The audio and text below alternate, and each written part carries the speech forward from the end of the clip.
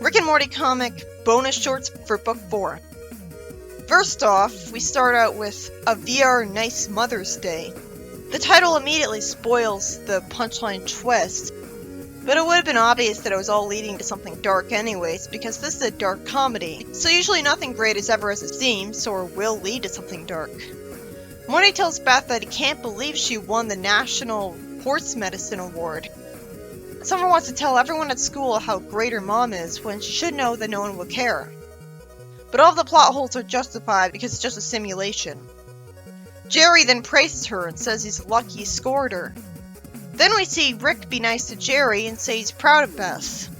So why would Beth want Rick to be nice to Jerry if even she isn't? I guess whoever made the simulation for her got it wrong. The Paradise simulation machine would have to be working off her brain, and therefore would know what she wants to see better than her. Beth inexplicably wakes up and sees that she's in a dark room where Rick's boarding up the door with convenient wooden boards, with Jerry complaining that he's not doing it the way TV tells you to. And Morty's back is on fire for some reason, so Summer has to tell him to stop running and let her put it out with a blanket, as opposed to a fire extinguisher, which should be in Rick's lab if that's where this is. I want to know why he was on fire and why Beth was in that simulation.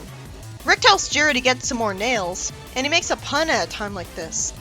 Fortunately, Rick lampshades it. She asks what's going on, and Jerry says there's no time to explain, and basically a place called the Underverse is real and its inhabitants can't be killed with fire.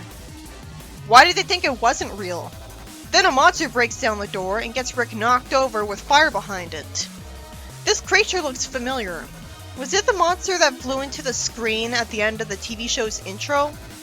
What would be the point of showing a story with a monster that looks like it if it won't show us the scenario that the intro showed off? Because Summer isn't carrying its egg. Since nobody else can be depended on, Beth uses tools from the lab to smack the monster to death in just 2 panels. Well, she hit it on the head, so it makes sense. I like seeing her as a badass. She's even more badass as she calmly tells her family exactly what to do in a situation she just got into. She tells Jerry to put out the fire with a fire extinguisher under the sink. That was obvious, so I guess nobody had the time to look for it. Morty's told that there's a first aid kit in the bathroom for Rick. Again, they should already know that at this point. And Summer is told to start dinner. Are they gonna eat the alien itself? I hope they'll have fun and not catch a disease from it or something. I didn't know Summer could cook. She's just a teenager. She tells them all to get out and naturally goes back into the simulation. I guess Rick made it for her to have a happy Mother's Day. This story was limited by just being a short. I'll never know why the monster came to their house. I just have to assume it followed Rick through his portal. On the bright side, I think if we were just told that, then it would be fine. The rest is self-explanatory and probably doesn't need any more elaboration. Alien threatens the family in various ways. I loved that Beth got to be a badass and save the day, but it was hampered by the fact that she only did it because nobody else would, not even someone as experienced with danger as Morty. And if she could beat it so easily, you'd think someone would have done it before her, but it makes sense that everyone was too scared to get up close and try unless they had to. I just realized, why didn't Rick have a ray gun and vaporize it immediately? No wonder I found it weird that Rick was relying on mere wooden boards and trying to hide from an alien. He's used ray guns before. He even had a bee gun. I can assume that the alien surprised him and destroyed it though. Like, all I'd have to do is attack first. I expect him to always have a ray gun in his lab coat. But this was the great moment for Beth's character. The next story doesn't tell us the title of it right away. And it starts with Jerry being gullible enough to immediately buy into a conspiracy theory about aliens secretly running the government for no reason. At least they were mocked through a character like Jerry, but I'd rather just not be reminded that theories like that exist. Also, it's forced that he assumes Rick will believe him. He should know it would be considered a conspiracy theory and therefore be mocked right away. But to be fair, when he lives with an interdimensional traveler who deals with aliens every day, maybe it's more justified that he would believe that lizard people were in his government at that point, because he lives in a series where anything is possible. Even though Earth is the most mundane place in Rick and Morty, even that planet isn't immune to aliens showing up. But it's still usually portrayed as just like our Earth.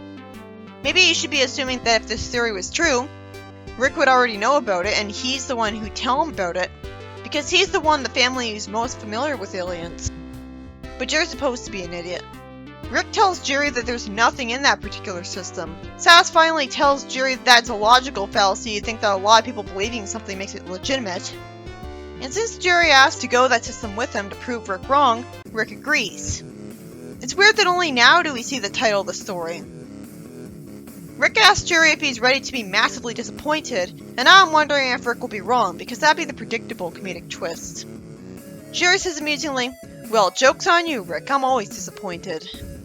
Although they forgot the apostrophe after joke. Jerry gets shown some drunk humans at a bar in Alpha Draconis, and one of them is an airplane pilot who got drunk at a bad time, but is still smiling. Jerry then points out a button with a skull shape on it. Rick says amusingly, "I know it doesn't seem that way, but I don't know everything," and then says that you don't press the skull button. Jerry does so anyways, which makes sense since he's curious and desperate to prove himself right. Then he reveals a giant sleeping monster with wings who Rick doesn't want him to wake up. It also has fire breath. Oh good, I like that it turns out Rick knows this guy and they're old friends. He wants money from Rick for the Cubs winning the World Series. I guess the two made a bet. And then Rick amusingly interrupts the dragon, telling him to talk about that later. I guess the dragon's smart enough to take the hint that Rick would never pay him the money, since he just asked who Jerry is.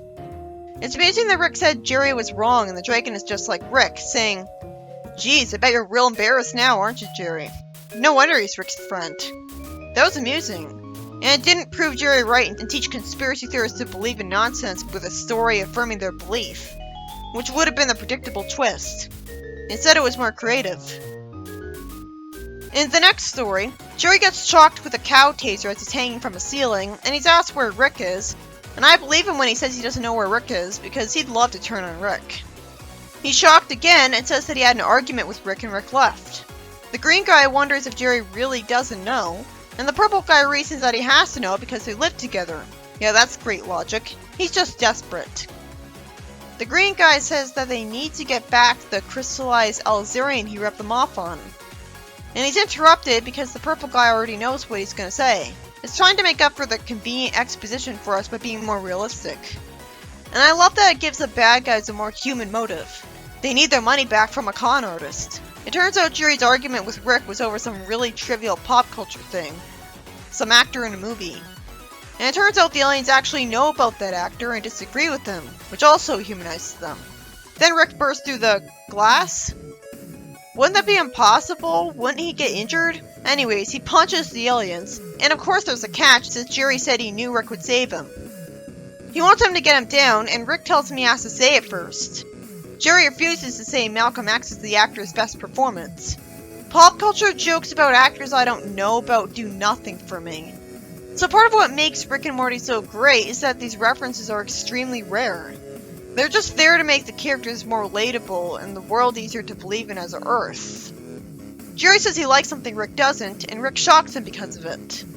I don't find this satisfying because I've never even heard of Scent of a Woman. That's why pop culture references are a bad idea. They don't age well, and the audience might not agree with the inherently subjective opinion of the writer on that piece of fiction, thus ruining the joke. An absence of these references is part of what makes this series better than stuff like Family Guy. But the story was amusing up to that point. It just got boring when they started talking about some actor. I don't even watch much TV or movies. I'm too busy making reviews most of the time, or playing a video game. In the next story, we started with Morty and the UFO in space, with Rick angsting about the fact that his parents don't love each other, saying that we're all either destined to die alone, or spend a life trying to puzzle piece our emotional problems into someone else's, and pretend it's what a happy marriage is. It makes sense, it's so relatable of him to worry about. He says there is no love in the universe, and then out of nowhere, it turns out Rick was listening to a true crime podcast with red headphones the size of tiny earplugs. Never mind the fact that we clearly didn't see those things in his ears before. But he's not lying because he mentions a specific detail from the podcast, and says that there's no way Morty's speech was as interesting as that. Granted, since a lot of people already worry about what Morty did, that's probably true. Still, unless this first page leads to something, it seems like boring filler. Morty says that he didn't know why he thought Rick would make him feel better. Because he's his grandfather? I guess he's not speaking literally. Rick says they're here and parks in front of two planets that are really close together. Rick eats popcorn as the planets start to crash into each other. And I like that Morty's considerate enough to ask if there are people on those planets. Out of complete and utter nowhere, it turns out the planets spontaneously generate arms and hands. So, they're magical beings? This would have made sense in Sonic, because I could assume that all that chaos energy on the planet manifested these things from breaking physics.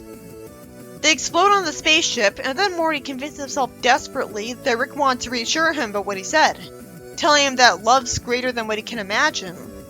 But Rick's just snarky about it and tells him what the real lesson is. I don't even think this is the first time he's told him this lesson. Well, that was confusing and boring. After this is the Pocket Morty arc.